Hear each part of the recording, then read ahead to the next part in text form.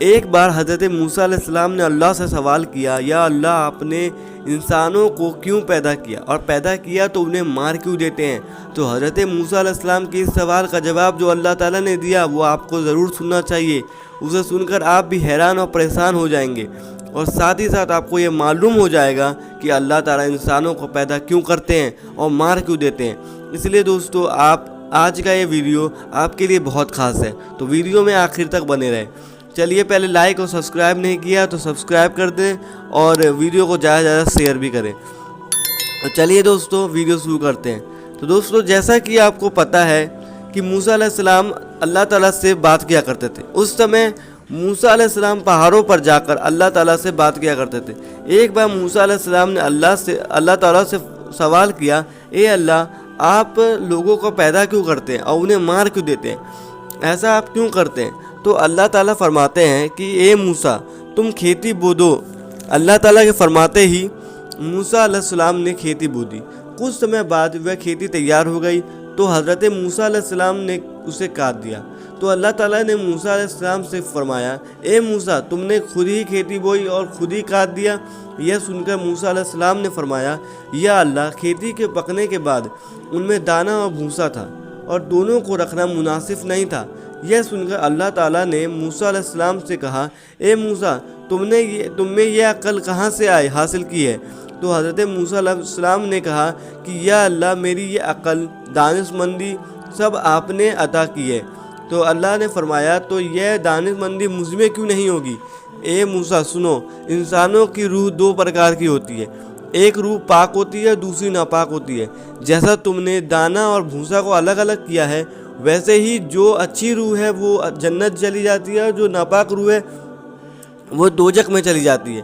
تو دوستو ہمارے لیے بھی یہ خدمت کتنی بڑی ہے کہ اللہ تعالیٰ نے انسانوں کو کیوں پیدا کرتے ہیں اور انہیں کیوں مار دیتے ہیں، اس کا خلاصہ اللہ تعالیٰ نے ہی کر دیا۔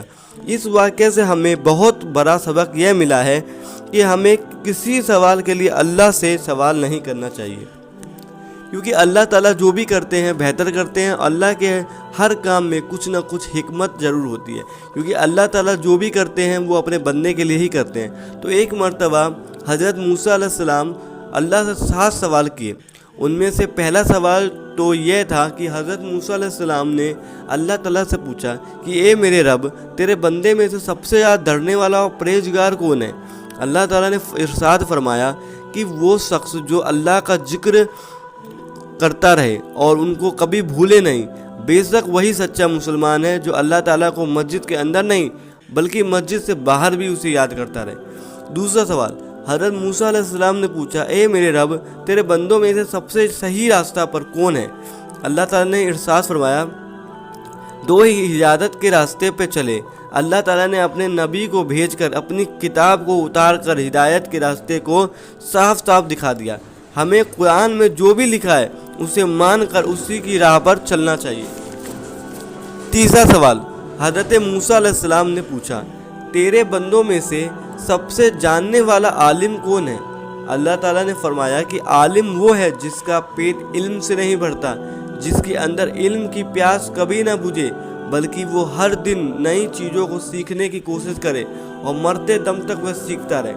چوتھا سوال حضرت موسیٰ علیہ السلام نے پوچھا، اے میرے رب تیرے بندوں میں سے سب سے اچھا فیصلہ کرنے والا کون ہے؟